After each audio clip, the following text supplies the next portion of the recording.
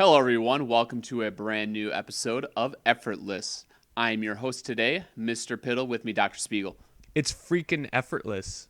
And today we don't have nearly as much to talk about as we did during our epic trilogy. Which nobody watched. Thank you, everybody, for not watching our show. I think everyone was just too intimidated. I mean, we even broke it up into 3 parts. How many parts do you want it in? Do you want it in 6 parts? Do you want it in 9 parts? Do you want like 1 minute little effortless chunks that you can digest every morning? Because we'll do it. We'll freaking do a show every day. We'll just do 5 minutes of effortless every day. I don't care. I think our fans would love that too much. So we can't do that. Also, Not an that's like option. way too much of a commitment. I don't have time for that. Sorry.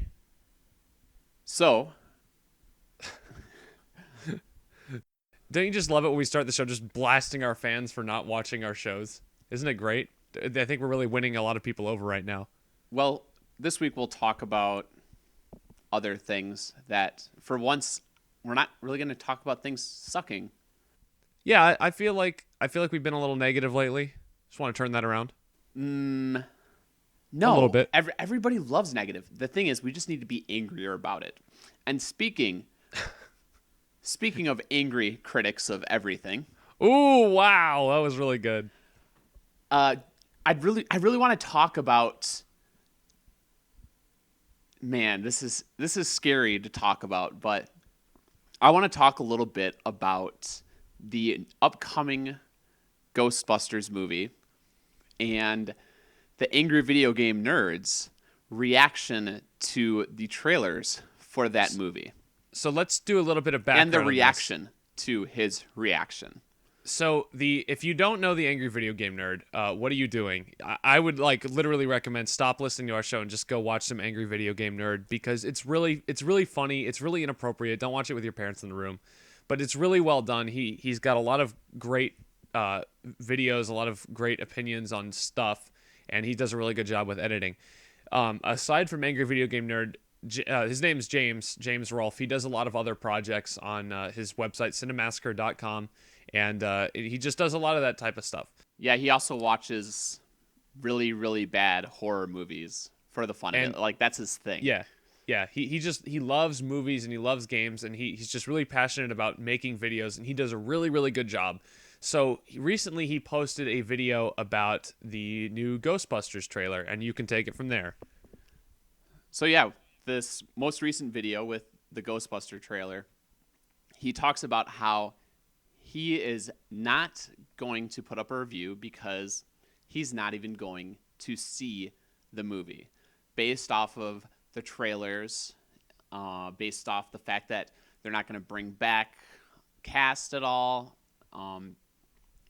that they don't have the same people involved with it, how they changed the name from, well, it's really just called Ghostbusters, so now he feels like he called it a name make. Yeah. So it really just is trying to capitalize on the name of the previous movie, and now you're going to have to call it Ghostbusters 2016 and Ghostbusters 1984. And we should say this, he's a big fan of Ghostbusters. So He's a very big fan. yeah, like he did a 3-part review of Ghostbusters on NES, which is a game that doesn't even deserve like 3 minutes of anyone's time.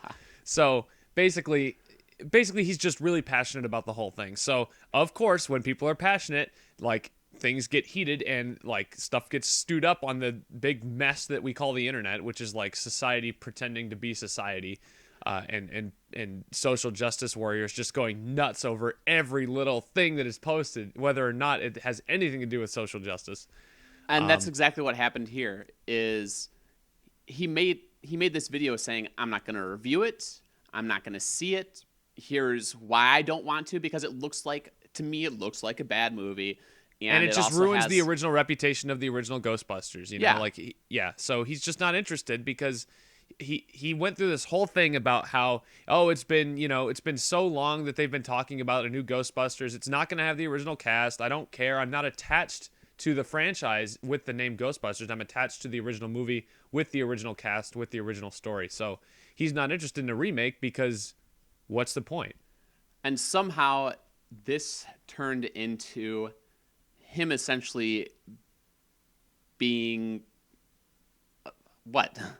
Well, I mean, he was just flamed endlessly. There's a bunch of articles you can read. Just Google Yeah, search. just Google "man refuses to watch Ghostbusters," and you will find a ton of articles on this. And pretty much they're saying that he's not seeing it because the cast is entirely women. It has nothing to do with his other reasons. They call his other reasons petty and childish. But like that's sort of the point. He has an attachment to the original product, the original two movies. He has a very, very strong attachment to them, especially the first movie. Since this, he admitted himself he hasn't seen the second.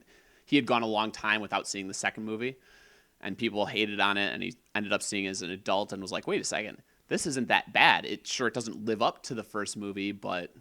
They controlled the Statue of Liberty with a freaking NES advantage. I really liked the second movie myself as a kid. I did too. I thought it was solid. But anyway, but back to the thing. Basically, they're just calling him a sexist, and I don't want to get too deep into this because that's like a really slippery slope, and I don't want to talk about what is sexist and what isn't sexist. Yeah, we don't like talking about social issues on this show. Just no, because we shoot from the hip, right? Like we're not concerned about the consequences of what we say, so we just don't want to get that far. Otherwise, we're like, imagine, I was telling this to Piddle before we started the show. Imagine if we actually had an audience. Like, do you know how many articles would be written about this show and the stupid asinine things that we say? There would be a lot of articles. Well, so we don't want talk to go about there. social things for that reason, because Right. any social issues, for the most part, it's a slippery slope. You could accidentally say something that, in this case, people are they are inferring things that the Angry Video Game Nerd didn't even say, and that's sort of why we wanted to bring it up, because, well, we're big AVGN fans, both of us. Yeah, I'm a huge fan. I love all of his stuff. I everything he puts out I watch and I enjoy, and it makes me sad to see people that are this talented and this, like, he's not even saying anything offensive and they're just tearing him down. It'd be one thing if he actually believed that he wasn't going to see it because the cast was female, but he didn't even say that. He didn't say anything close to that, and these articles are just telling straight up lies about it, and it's driving me nuts. It's like, why? It's just clickbait, and I hate that the internet does that. That's the worst thing about the internet. It's a scary kind of world. I sort of fear for his future, like if a movement starts taking place against him, because, I mean, yeah, we're getting it to a point where people are saying he said things that he didn't say. He never even really mentioned that, like, oh, I don't like the female cast at all. It's just, yeah, I don't like what this trailer looks like. The jokes aren't funny. I have to watch the video and see if if he actually even says the word female at all. I'm not sure if he even he probably I don't does. think he does. He probably mentions it, but I don't think it's implying anything at all. Like, I never got that vibe from that video. And we should include a link to the video since we're talking about it so much. So go check the description. Yeah. But anyway, so I just wanted to talk about like how that it makes the internet a toxic place, and it's like I just don't get it. Why tear somebody down for no reason at all? Again, it's not like he said these things. That would be one thing, but he didn't even say them. And you know what? And the movie's just gonna suck. It's gonna be terrible. So just I don't get it. Based off of the trailers that have been released, I have no interest in seeing it. Much like I had no interest in seeing other bad movies or other movies with bad trailers and bad jokes that had all male casts. I mean, a bad movie is a bad movie. When you see a stinker, it's a stinker. Yeah, like imagine I didn't want to go see the Angry Birds movie because of the trailer, and I made a video about it. They'd be like, "Oh, Spiegel doesn't like animals, so he must be a terrible person who fights dogs in his spare time because they don't want to go see Angry Birds." That's like what this is.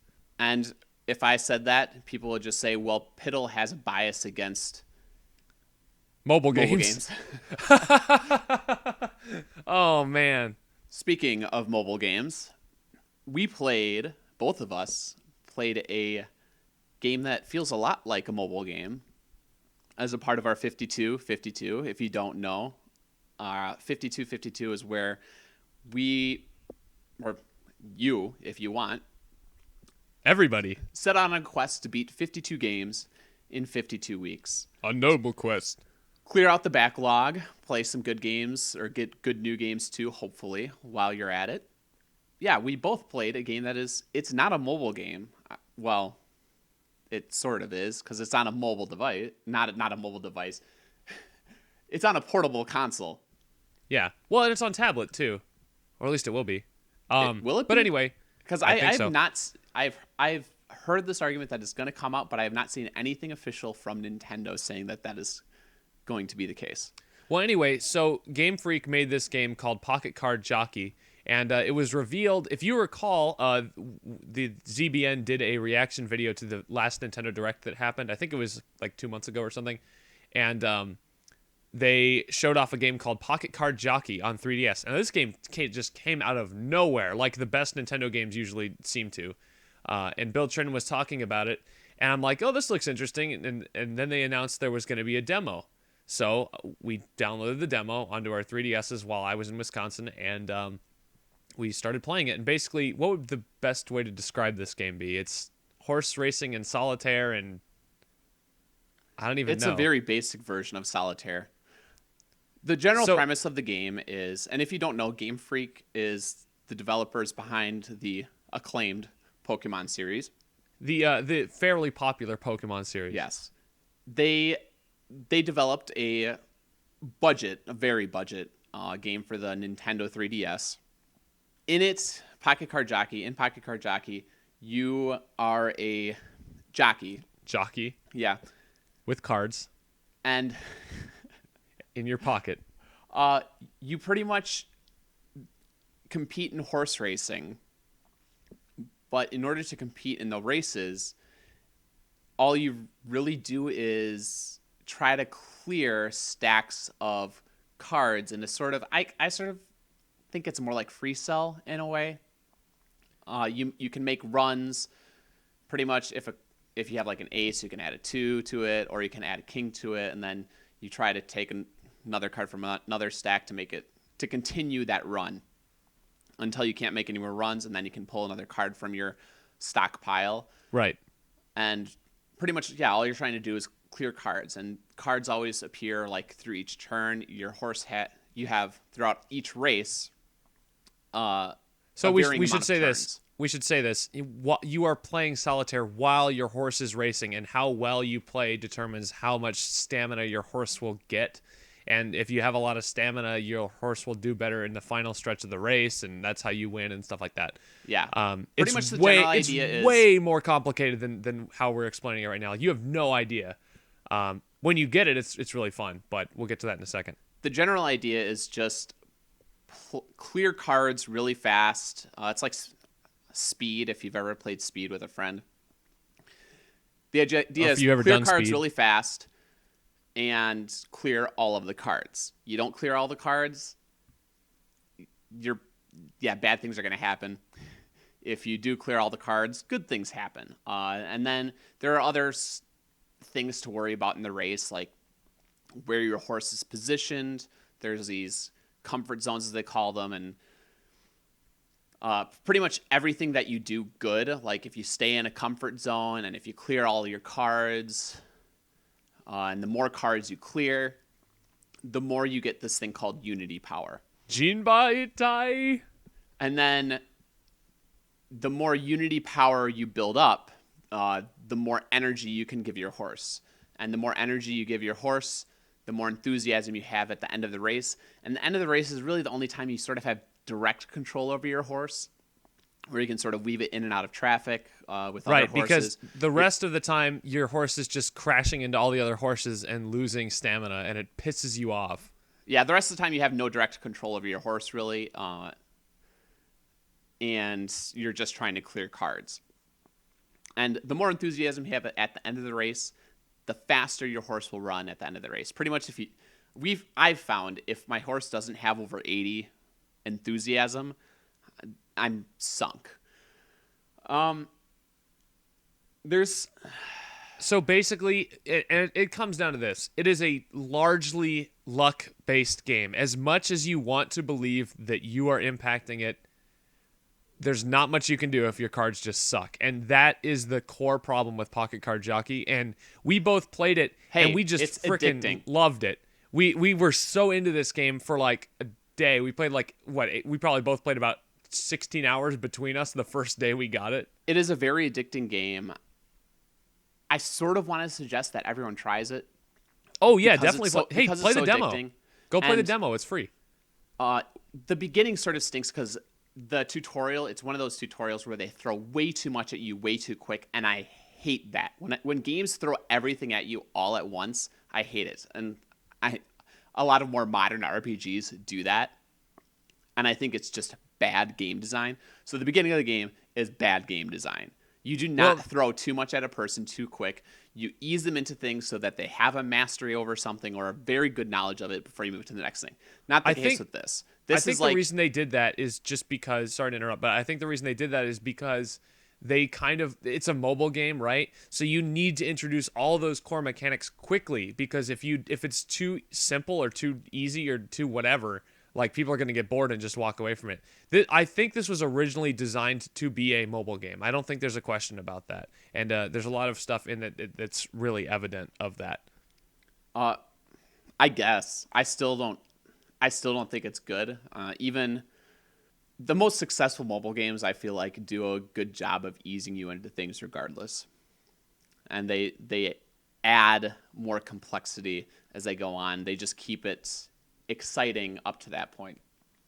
So anyway, we were really big pocket card junkies for a while, as I've been saying, and I want that term to catch on. Everybody's talking about this game. If you listen to any video game podcast over the last couple weeks, they all talk about Pocket Card Jockey and how much fun they had with it and all this stuff. Yeah, it's Pocket Card Junkie. But unfortunately, since it is a mobile game, you don't want to play it for long periods of time, because you'll start noticing all these little things about it that make it a mobile game. And as we all know, mobile games aren't very good. Yes. So, As with all mobile games, and the reason I say most mobile games are bad games in general is because they give you the illusion of skill. And that is what Pocket Card Junkie does in spades. It gives you the illusion of skill. It was very addicting. I was addicted to it. Again, illusion of skill. You will hit a point where a race is going great. You're clearing cards, no problem. You got like 20 cards in your deck, and you're able to clear all of the whatever 40 cards that are on the table and you'll think about it, and it'll be hard, and you need to be wise about what kind of runs you make and what you're clearing off the table first.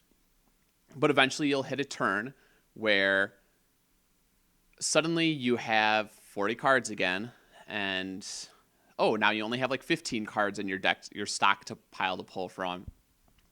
And you look at the cards on the top, and it's like 3, 3, 3, 5, 5, 5, Jack. And you're like, well, if I get a 4, I can't just put it down. I can't just get rid of a 3 because there's not like a 2 underneath or a 4. There's pretty much, it's impossible to make actual real runs with the cards on the table. and that sort of becomes the problem with Pocket Card Jockey is it becomes so hard that you can't win. There's no way to win. It's like literally impossible. Yes. And no game should ever be impossible to win, ever. There always needs to be a way. And I'm okay with the concept of solitaire, but my issue is this is a game about winning horse races. And if you cannot clear that solitaire, you are not going to win races. You can't. And I understand that solitaire is a large degree of luck, but I feel like sometimes this game just flat out wants you to lose because you're going to go into races where the other horses are way faster than your horse. The breeding in the game is not clearly laid out, unlike the other things in the game. The mechanics for breeding your horses and getting faster, stronger horses is not clear at all. So you're going to struggle finding you're going to struggle with getting stronger, faster horses too. As far as leveling up your horse, you have to collect cards you have to collect these special cards while you're racing. And then after you collect the special cards, you sort of draw your horse on a path to figure out what comfort zones you want to be in. And while you're trying to pick up these cards that are coming down the racetrack with your horse, other horses will move in the way and they'll push those cards out of the way, and then you won't get those cards. And they'll crash into you, and it's just even if you go do all get over the the cards, place. you need to hope that you have a favorable setup on the table of cards that you then have to clear, because you have to clear those cards in order to get the benefit that that card's going to give you. Experience, extra energy, Yeah. more stamina, stuff like that, basically.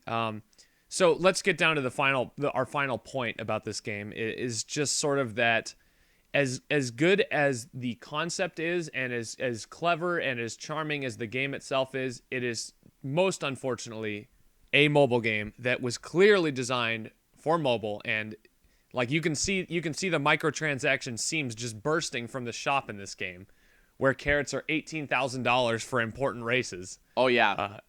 Not even mention that the items get more and more expensive. So it's clearly designed to take your money. Luckily, the best thing about this game is that it does not. Is that it's $7 one-time fee, and then you're done. You don't have to pay any more money.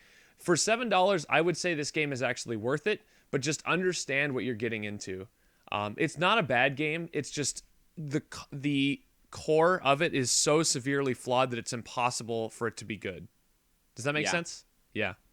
Yep. I mean, I would rather, at this point, now that I've put time into it, I would rather play just regular old solitaire on my PC. I can do it a lot better than I can do this. The luck element is far less intimidating, I guess. I don't know. Because there's no consequence for losing a game of solitaire on your PC. But if you have this great, like, amazingly bred horse that is a once in a lifetime horse, that has just amazing speed and just like whatever. If you lose 3 races with that horse in that horse's career, that horse is done. You can't even come in second. If you come in second 3 times, your horse gets retired. Yeah, it doesn't matter how old he is. It's bull beep, and it's not. My biggest not good. issue is there's so many luck elements. There's luck elements with increasing the skill level of your horse. Nothing about it is related to skill. There are luck elements to getting into the right comfort zone. You always want to be in comfort zone 3 pretty much, but that's where it's the hardest to clear the cards. That is where it's the hardest to clear the cards. Yeah, but if you're not in comfort zone 3 almost all the time, you're not going to win. Another thing with the comfort zones is, it's hard to get into the comfort zone 3 all the time. And then it's all luck based. I mean, you win races, you're going to race against harder horses. Eventually you're going to face horses that just flat out outclass you. And you could have a perfect or as close to perfect run as possible, because I guarantee you will not be able to stay in the comfort zone 3 all the time. No matter how much you try to predict where it's going to be, you have to predict where the comfort zone is going to be. And the game like tries to help you, but usually it's not accurate, so it doesn't even matter. The game's just lying to you. Again, it's a luck-based thing. Yeah, so I think we talked about it enough, but I still think you should play it. It was still incredibly enjoyable for the time that I was addicted to it. Try the demo. But it's funny because I look back at it now as just this negative experience, but it really wasn't. I enjoyed it until the end, and then it wasn't enjoyable anymore. Yep. So I don't really know what to make of a game like this. I've never really played one. I've never really played this type of game this in depth before. I give it a 3 out of 5, as you do. Well, but, I should say it's a different kind of 3. Like the first couple days, I was like, this is a 5 out of 5. And then a little bit later, this is a 4 out of 5. And then a little bit later, no, this is a 3 out of 5. So just to give you an idea of where my opinion on this game went, the more I played it. Yeah, so definitely play the demo. Go play the demo, see if you like it. And yeah, I guess that's it. So yeah. Anyway, that's Pocket Card Jockey. You finished a couple other games. I did finish a couple of the games. So I just want to touch on them quickly because we spent a lot of time on Pocket Card Junkie there. And let's see, which one should I talk about here? I want to talk about Red Dead Redemption. Now this game, you want to talk about positive stuff. I actually started this game and I was a little bit underwhelmed. But it's funny because I was underwhelmed and overwhelmed at the same time. The overworld in this game is huge. It's one of those big open world Rockstar games, like GTA, but in the Wild West, right? Where John Marston, this kind of tough looking, maybe outlaw question mark type characters, is being brought to this area by these government agents to find and kill certain members of an old gang that he used to run with. And the more story gets revealed later on in the game, and I don't want to spoil anything, but basically he's driven to kill all these guys. So what's good about Red Dead Redemption? I think it does a really, really good job at world building. And I was saying I was overwhelmed and underwhelmed. At first, I was underwhelmed by the story. I'm like, they haven't revealed anything to me, so why am I even playing this? I have no motivation to keep going. But I was overwhelmed at the size of the world. The map is huge. It takes forever to get somewhere. And it's just like, is it even worth it to go out and explore? Or should I just stay in this little town and just do missions for the locals? That's what I ended up doing. So that's, I think, why I felt underwhelmed. But once I got out into the open and I started going to, you can go to Mexico, you can stay in America. Once you go and do all that stuff, there's really a great world out there to be discovered. You can play horseshoes with people. You can play Five Finger Fillet, which is that knife stabbing game. You can just go talk to strangers who will be selling prostitutes, and you can offer to buy them and give them their freedom. And there's just a lot of stuff to do, and they did a really good job building this believable, realistic, old-time Western world with no seams at all. It looks like they really did their research with the technology that was available in the early 1900s. And it's just this great world to go around in, and the story continues to evolve. And I remember you said to me when I first started playing the game I love Red Dead Redemption. It's a great world that keeps surprising you. And I didn't really understand what that meant. But as I got further and further into the game, I started to realize, wow, there's just really a lot of depth here. It's not just this guy is an outlaw and he's killing guys. There's more to it than that.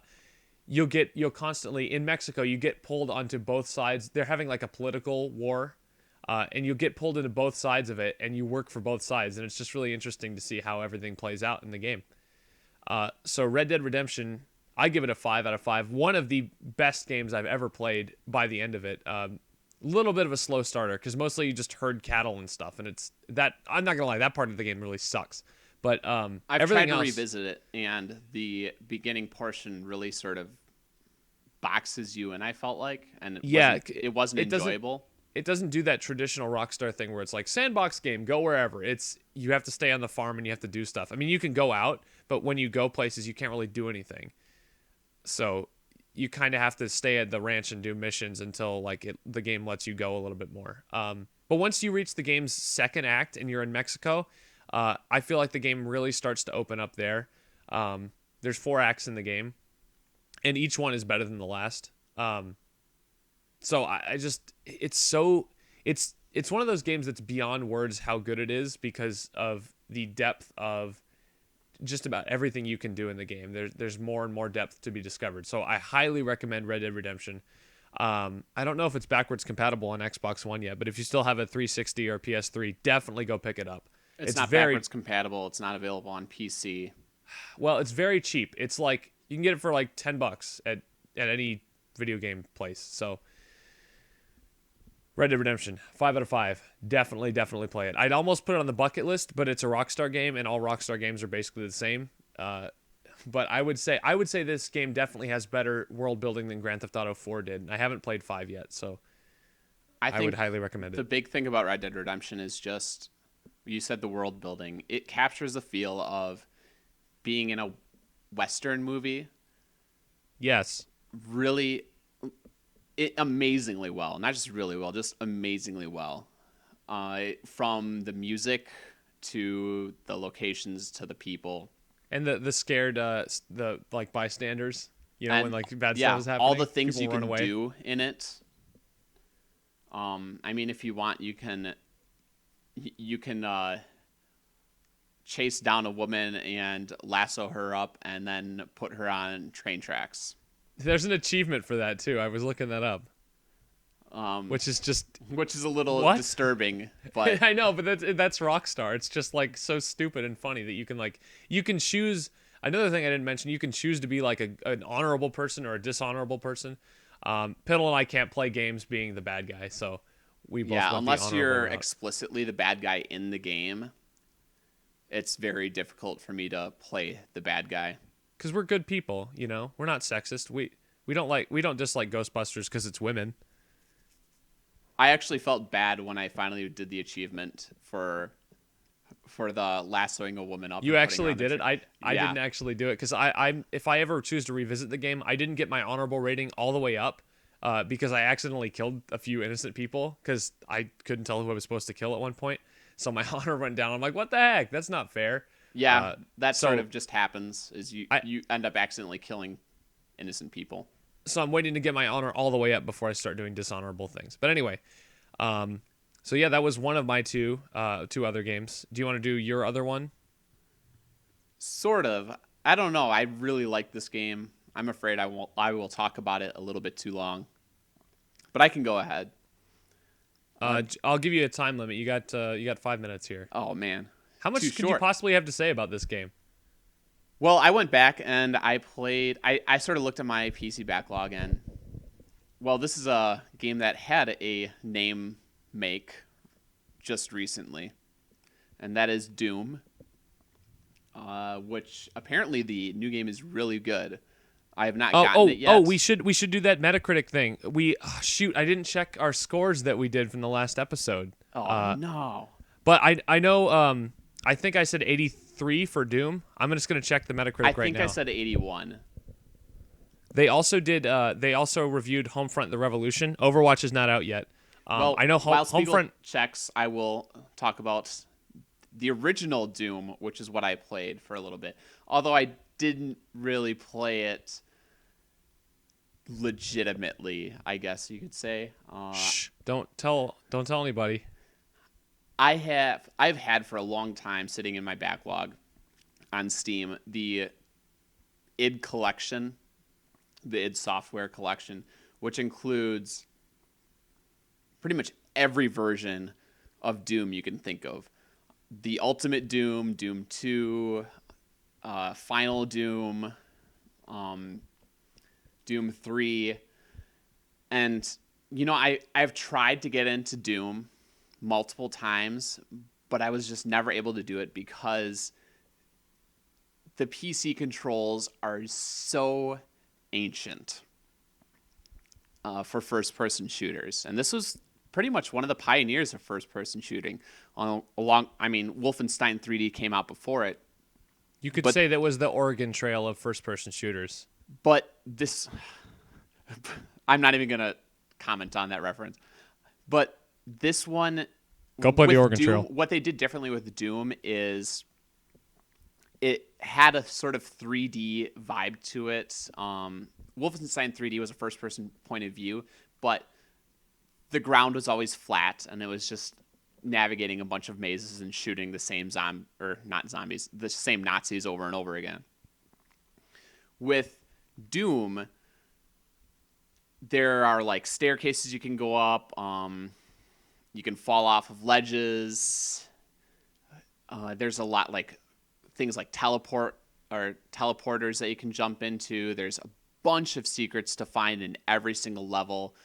And you really want to find the secrets because secrets are going to give you like health expansions. They're going to give you more ammo, and sometimes ammo is really important in the game. You're going to find better weapons, which you really want to find. So it really encourages exploration, especially on the harder difficulties.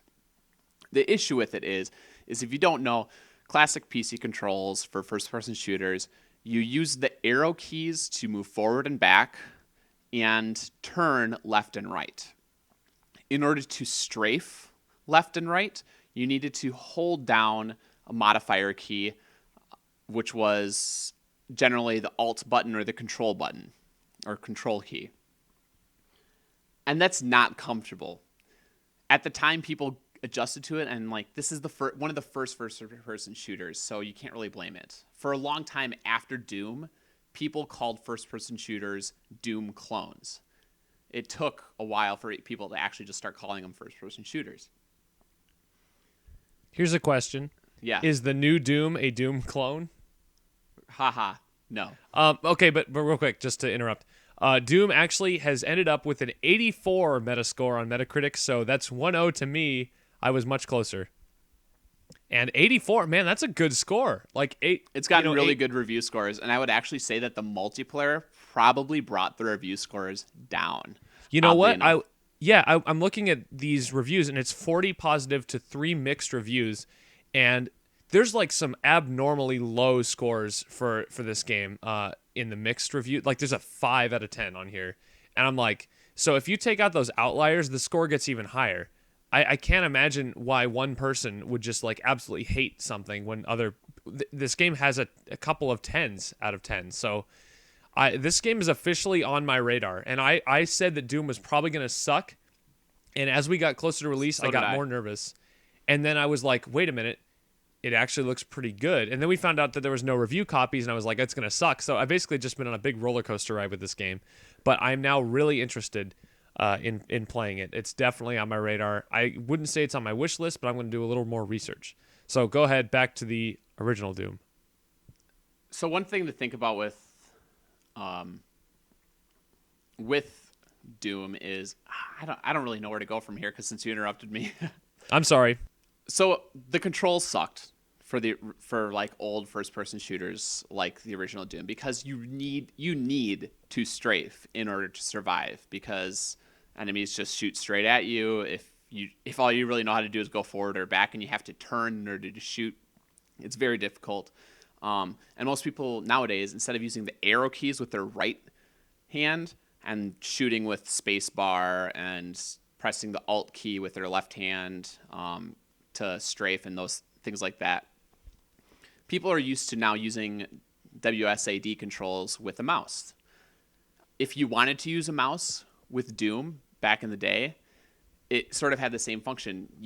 If you push the mouse forward, the character would go forward. If you push the mouse back, the character would move back. That's not good. If you went left or right with the mouse, your character would turn left or right. I mean, which is normal, but the movement thing makes it really, really wonky. So, in order to enjoy Doom, what I did is I downloaded a modification, a very popular modification that has sort of a mixed reception. Some people say it sort of ruins the spirit of Doom because it adds things like reloading your weapon if you want. It makes melee attacks a little bit more in-depth. It adds like grenades. But, I mean, Doom probably would have had these things in the past if it could have done it. But just based off of limitations and based off of on being one of the pioneers for first-person shooters, it didn't. Even John Carmack, who's one of the creators for Doom, said, like, if we had released this mod back then, it would have just destroyed the entire gaming industry. And that modification is Brutal Doom. Brutal Doom adds things like free aim with the mouse. It adds WSAD controls. It converts everything, because Doom is actually technically a two-dimensional game. It uses some trickery in order to look like it's a 3D game, but it's all two-dimensional. So you can't have like a basement and then a first floor and a second floor. It doesn't work that way. Everything is actually on a two-dimensional plane. And Brutal Doom also adds things like voices. It adds a lot of blood and gore. It adds a whole bunch of new animations. Like, you can blow limbs off of enemies. You can have jibs dripping from the ceiling if you want, which I did because, why not? But the thing is that doesn't have much of I feel like it doesn't have much of an effect on the monsters that you're going to fight. It doesn't have an effect at all, really, on the maps, other than you can jump, which I think you could jump in the original Doom anyway, and crouch and throw grenades and reload. I really ended up liking the game after I installed after I ran the Brutal Doom mod. I loved it. Will it be making an appearance on your new top 100 list? It is going to be in my top 50, almost Wow. guaranteed. All right. It is one of the best games I have ever played. It starts out really simple. You start with just a few weapons. You can end up getting 7 weapons in total. The game gradually introduces new enemies and whatnot. It's split up into episodes because the original game was actually distributed via shareware, which you probably don't even know what shareware is. I'm too young for that, and I'm old. Shareware is essentially you would get like a free disc or CD to install on your computer, and on it there were a ton of games. There were like, oh, was it anything like those AOL discs that they sent in the mail? Like, here's your 30-day free trial, and like it came with like Encarta Encyclopedia and like a bunch of other stuff. It wasn't a free trial. It was pretty much 30 games that were demos of the game. And in the case of Doom, Doom is split up into 3 different episodes. Ultimate Doom actually had a 4th episode added to it. And the shareware version, you got the entire first episode of this game for free, which was incredible because it was like 9 levels, 9 of the 27 levels that ended up being in the full game. And after you played through the demo levels, you would get a pretty much screen saying, hey, did you like this? Do you want more? Well, call such and such number and you can order it via mail order. Nice. And so that is how this game was distributed. It ended up selling like in total over like 10 million copies. I love talking about the old days of the PC. Like, it's kind of the wild, wild west out there. And there was a lot of stuff going on PC in the 90s, and you guys all missed out, all you kids out there. By the way, I looked up our demographics. A lot of people between the age of 14 and 18 watch this show. So, yeah, you guys don't even know. Yeah, you guys completely missed out on the shareware era of video games, which I actually loved shareware because for me, it was really like getting free games because I could just go, oh, well, let's try out this game. Let's try out this game. And so I got to experience other big titles like Jazz Jackrabbit, which was created by Cliffy B, which most people know from Gears of War. He started with like Jazz Jackrabbit and Commander Keen way back in the day. Really? I did not know that.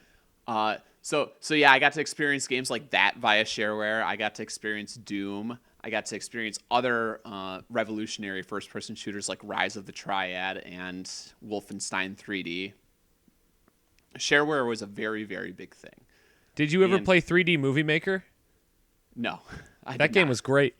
We need to play that next time. I think that was after the age of shareware because shareware was mostly games that ran on Microsoft DOS. Oh, okay. Well, yeah, it was Windows 98, I think, that it ran on Windows 3D Movie Maker. But anyway. And anyway, true story, I actually didn't play much of Doom as a kid because it scared the crap out of me. It was a dark game. And now that I'm older, that doesn't scare me as much because we're used to things that are a little bit more real. Yeah, a little more realistic looking. I'm curious. I wonder how scary the new Doom is. I haven't seen many videos. The demons look great. Too. But I think I'm going to. The more we talk about this, the more I want to go and play Doom and then play the next one and like kind of compare the two and see how they go together. I've played a bit of Doom. I have not completed it. I have probably not even completed a level, but I hope you've completed a level because the first level takes probably 3 minutes, even for first time people. Okay, well, it was such a long time. Like, it was literally, I played it on a friend's computer when I was like 12, and that was, anyway.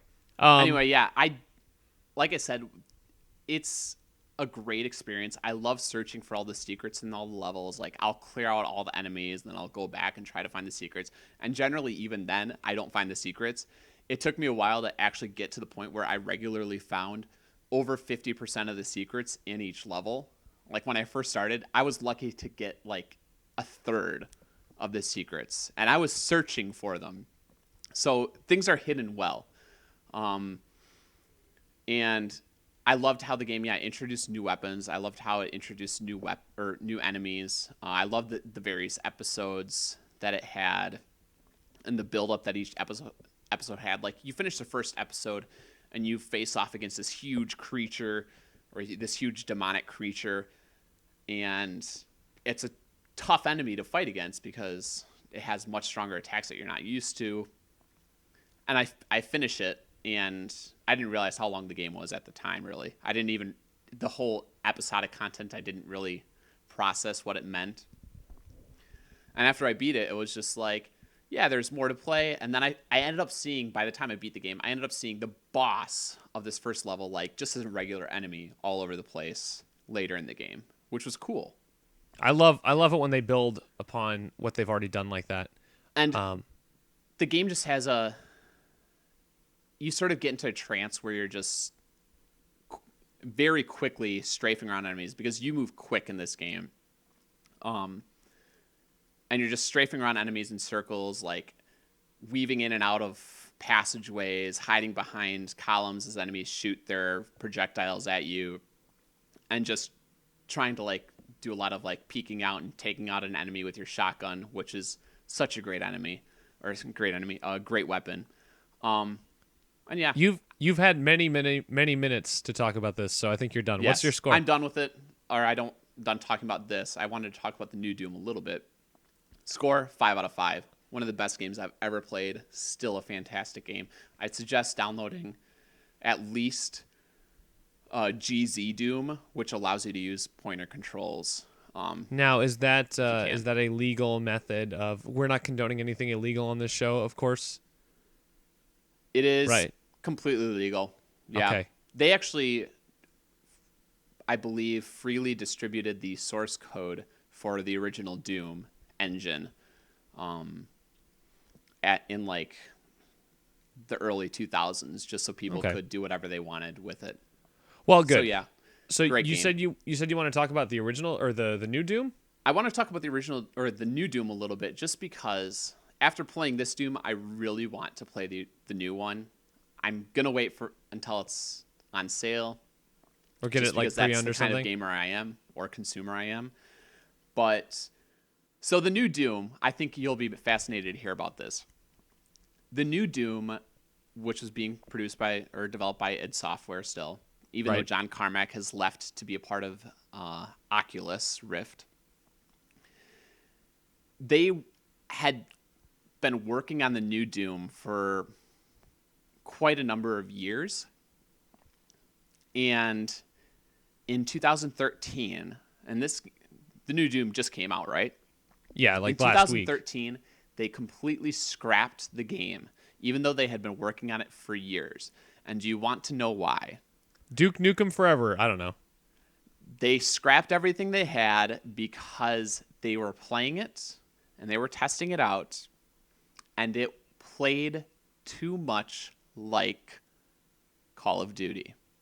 Oh, yeah. I love it. Is that really what they said? Yes. They said it didn't feel like Doom. It was just too far down the wrong path. It didn't feel like Doom at all. So they completely scrapped it, which I'm thankful for because the Call of Duty style of campaigns is not fun. You know me, you know that I really like the Halo series. Yeah, and I know that you're also a big fan of Call of Duty. I like the Halo series primarily because of the campaigns. The campaigns are engaging. The gameplay is varied. And I think that's really important in any type of game. I don't care if the multiplayer is really good and fun and enjoyable. I'm a campaign gamer. I like good campaigns. And Call of Duty style campaigns are not fun. They're just not. And I've played enough Call of Duty clones to really have that hammered home for me. And yeah, so they looked at it. 2013, they scrapped everything. They threw it all away and they started over. They started over and they said, okay, what is Doom? We need to look back at what is Doom. And this new Doom is being praised so strongly because the campaign feels so much like classic Doom, where you are pretty much just strafing, you're jumping around levels, evading all this enemy fire. It's very fast-paced, not very slow, and there's a ton of secrets to find in the game.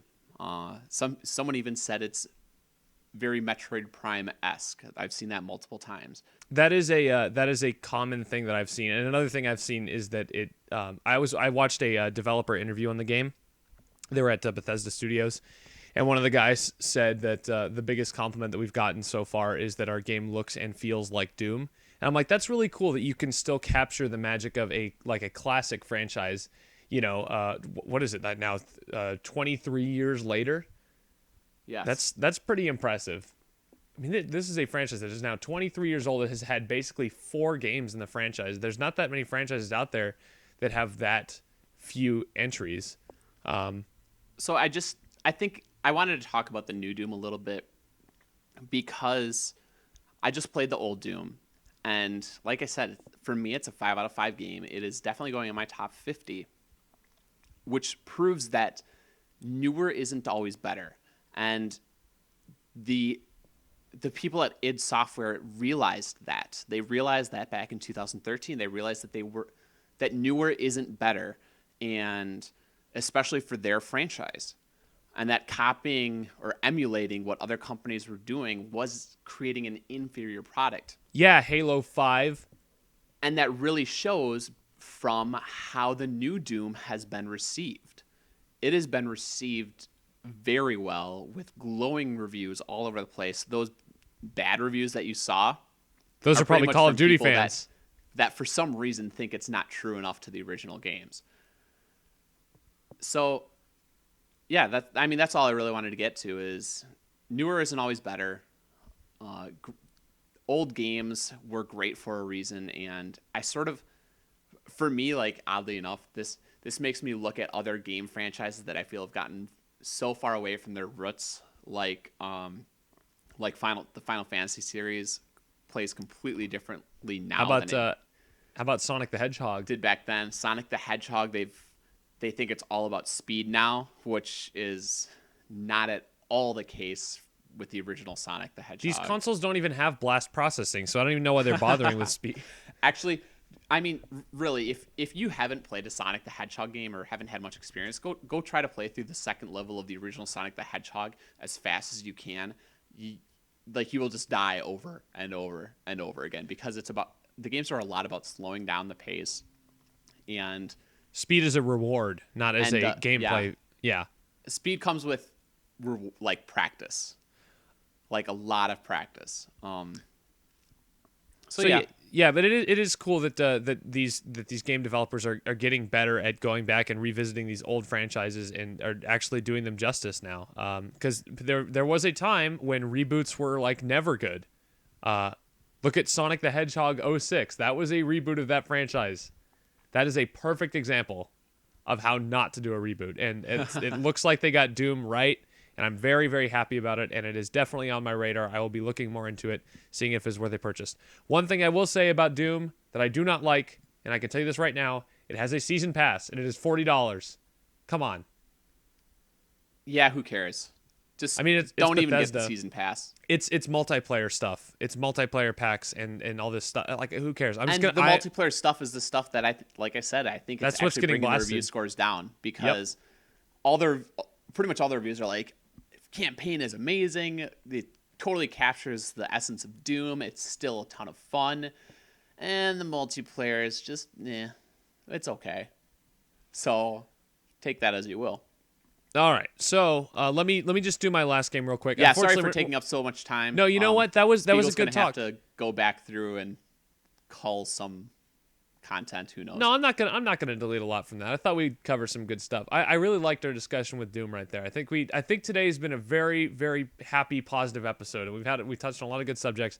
And I'm gonna close with this, and this is actually gonna make a lot of people unhappy because of my take on this game. But the final game that I played was Super Metroid, and I've played Super Metroid before, and I've enjoyed my time with it. I had never finished it. I probably have gotten about 3/4 of the way through, and I get stuck.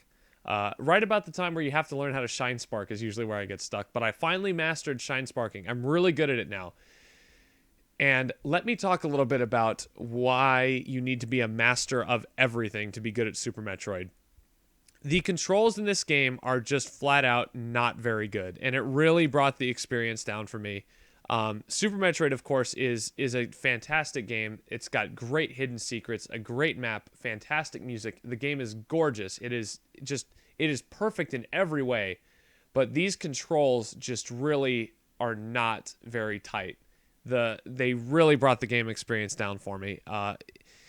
I feel like the reason this game is so respected now is because of nostalgia. Because if this game came out today with controls like this, it would almost be unacceptable. What do you think of that statement? Well, I am actually not the greatest fan of Super Metroid compared to Why? Metroid Fusion and Metroid Because Zero you Mission. played those games first, and they did a Yeah. better job. I feel Metroid Fusion was an interesting Metroid because it was more linear, but I feel like the fact that it gave you a direction, I feel like really helped it. Super Metroid has no direction, and the controls are not that great. I'm not like the biggest fan in the world of hand holding or anything, but Super Metroid gives you nothing. And that's another problem I had with it is it was hard to figure out where to go. I had to end up using a guide at the same exact point I got stuck last time, and it turns out it was like this stupid thing I had forgotten to do like way back in the early parts of the game. And it's just like I'm okay with backtracking, but the game just doesn't give you a lot to go with. And that was something that was carried over from the original two Metroid games that I don't feel like they really got right until Metroid Prime and Metroid Fusion. So Super Metroid, still a good game. I don't really even have much to say about it otherwise because you all know Super Metroid. You've all seen videos. A lot of you have probably played it and maybe beaten it. It's a challenging game for sure. It's enjoyable. I enjoyed my time with it. It's just the controls really held it back for me, and it was disappointing because it's Metroid. I love Metroid. Even Metroid 2, I thought there was a lot of redeeming stuff about it. And Metroid Fusion and Zero Mission and Prime, all the Prime games, obviously I love. And I love this game too, but it's just not as good. It's between Zero Mission and Fusion for me, and doesn't even touch the Prime games. So, all you Metroid purists out there, you can go ahead and rip me a new one. But I give Super Metroid a 4 out of 5, and I don't think I would recommend this game. I would recommend Metroid Fusion over this just about any day. I'd probably recommend Zero Mission too, even though I liked Super Metroid more than Zero Mission. Zero Mission is much more accessible. I don't feel like Super Metroid can be played by today's gamers who don't have a full understanding of what it took to play those classic, difficult, hardcore games back in the early 90s. So there you go. I think direction is just important with games. Just having some idea of what to do next is really valuable. And I mean, you can this even game, look back at a game like The Legend of Zelda, the original Legend of Zelda. And a lot of people hate on it because, oh, well, I don't know what to do. The game just gives you no direction whatsoever. And my argument is the original game, the full game, came with a manual. And it came with a map. And the map and the manual combined gave a very good idea of what direction you should go in from the beginning of the game to late in the game. They gave you clues like having a blank space on the map, but it would have like a question mark on it. So you knew that you had to do something in that frame of the game. and I will say this, thank you, Super Metroid, for including a map. That was a huge improvement over the original Metroid and Metroid 2. There was a map. You could actually know where you had been and where you hadn't been. So that helped a little. So there's your little bit of direction. Unfortunately, the map is fairly useless. It doesn't really tell you where you can get items. Yeah. The map doesn't tell you. The map really doesn't. It's more for navigation, like when you retrack and go places, like you look at it and you go, okay, well, there's a door there, so I want to go back over here, and that's how I'm going to do it. But it gives you no indication of, hey, maybe you want to try to progress in this area, even if it was just that. If it was like, you sort of want to go into this general area in order to progress through the game. Nope, you're going to get nothing. And that's really the biggest issue with Super Metroid. I think it's one of the best games out there when it comes to replayability, because then you know what to do and you can try to find ways to sequence break and refine your approach. All the Metroid games are really good for that, because just the way they're designed with the backtracking and like trying to figure out the most efficient way to do something. I mean, that's always nice. Unfortunately, in practice, playing the game for the first time, it can really be kind of a slog. My final playtime, I think, was just over 9 hours, but that's not including all the times that I died, because every time you die, you lose a save, so you have to go back. I didn't die a lot, but it was significant enough that I lost probably a couple hours of progress. And it's just like, I don't know. I really just wanted to love this game, and it just didn't do it for me. And that's not to say it's bad at all. It's a great game. It's got a lot of great stuff going for it. It's just not that complete package that nostalgics would have you believe. So there you go. Anyway, we have a lot of other things to talk about too. I don't know how much longer you want to go for. No, let's just cut the show. We did a lot of good stuff today. We can have a topic for next week. Well, then I guess come back next week when we will talk about more things we like about gaming, especially the industry in general. There's a lot of good. We complain about the industry a lot, but there's a lot of good stuff going on right now too.